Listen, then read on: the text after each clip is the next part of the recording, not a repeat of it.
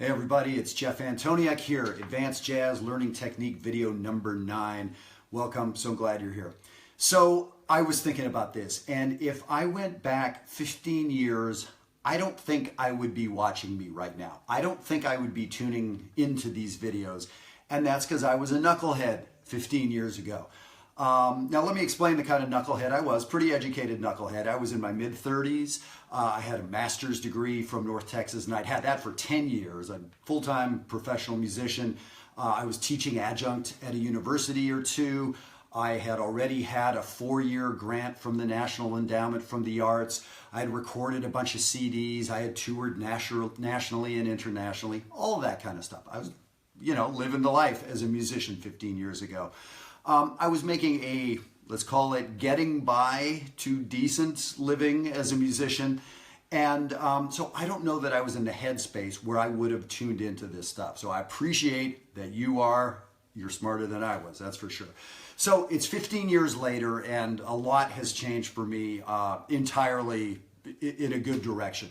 So as you know, I'm here to tell you that whoever you are as a jazz professional, as a teacher, just whatever you're doing in the jazz field, there's more out there for you. And that's one of the main things I kind of want to tell people. And for jazz professionals, I know jazz professionals who are making their living as professionals, or rather public school teachers.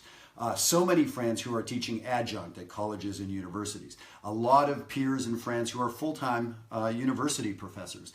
Players, touring, recording artists, all that. You are the folks I'm talking to. Now, those are some pretty great jobs. I mean, most of us aspire to those jobs, as did I. So, I'll say that I know what those jobs are about, and there's the upsides and there's plenty of downsides. I know what those jobs pay, even the ones that sound great. Let's just say I know what they pay.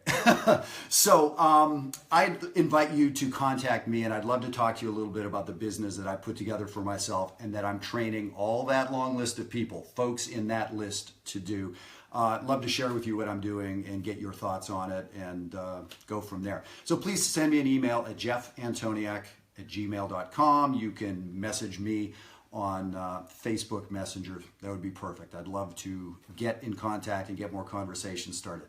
And by the way, before we jump into Enclosures, keep that email handy, because I think many of you already have the 12-page handout that goes with this series. If you don't have it yet, please send me an email and I will send you that PDF booklet, and it'll help you dig deeper into all the preceding 9 or 10 videos and this one and the next one. So here's the thing. For this video, I've got a special 2-page PDF handout on Enclosures, our topic of the day. So I would love to send this off to you. And this is a topic that it'll be sort of handy to have that. So please email me, jeffantoniuk@gmail.com. Okay, so let's jump into this thing. So Enclosures, what are Enclosures? You've maybe heard them called rotations, or upper and lower neighbor tones, or chromatic surround notes. This melodic device has a lot of different names. I was joking with a great saxophonist who's a teacher in California, Jeff Elwood. I met him on Facebook. Beast of a player, great teacher, that it's so confusing what to call these things. I suggested him, maybe let's just call these Jeff tones.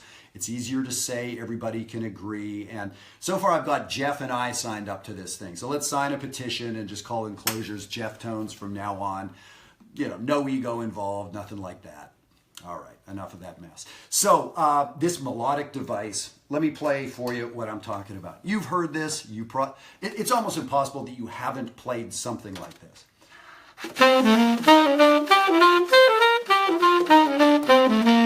Or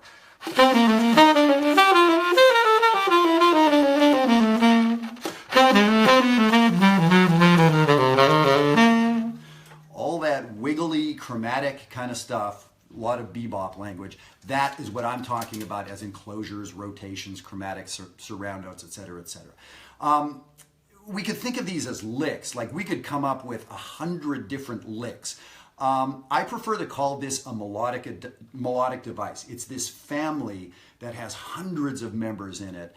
And when you understand how the family works, you you have this key to understanding so much that's going on. Now, I will say, I don't know if I've said this on any of the videos before, most of the cool stuff we talk about in jazz is not a jazz innovation at all, especially the melodic harmonic stuff. Most of it existed 100 years ago, 200 years ago, and this is tritone substitutes or using fourths or whatever. So this is another one. Mozart used this, Bach used this. So, but Sonny Stitt also used it. So, you heard what those enclosures are. And let me see if I can show you this right up here. So the idea of enclosures is we choose some target notes. So in this instance, a C triad. And what we do is enclose a C triad. So if I want to enclose a C, one way to enclose it is play a note above, play a note below, and now play my target note. So I'm speaking in tenor sax key. If you have perfect pitch, boo-hoo for you. B flat concert. So I'm playing D, B, C on the tenor saxophone. So the D is a tension, the B is a tension, and now the C. So if I could go over here and play the piano at the same time I'm playing saxophone, you would hear tension, tension, release, right? You'd hear a rub of the D, a rub of the B natural, then the C is a release. Then I do the same thing around the next note up in a C triad. My next target note is an E. I'm going to play F, D sharp, E. Tension, tension, release. And so that's the idea. I mean, there's kind of not much more to it, although it gets crazy deep. I want you today to understand the concept of an enclosure.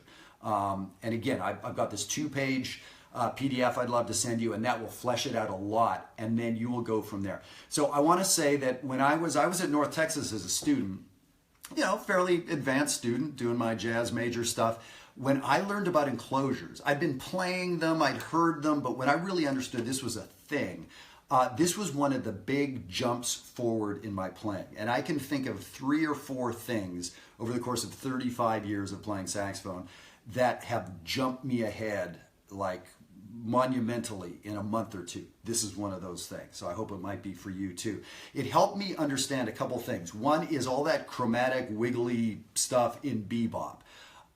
Where does that come from? You know, I was playing chromatic notes, but they were BS. They didn't go anywhere. They didn't resolve. So that's the magic of these enclosures. It's kind of, you know, my analogy is it's like a sausage machine or a pasta maker or something. You put the ingredients in, you turn the handle, and out comes whatever, right? Sausage, pasta, whatever it is. You aren't being really responsible. This amazing stuff is coming out, but the machine works so well that when you put the right ingredients in, out comes something that's so much better, right? So when you understand this idea, we get, so for instance, in that example, when I play D, B, C, F, D sharp, E,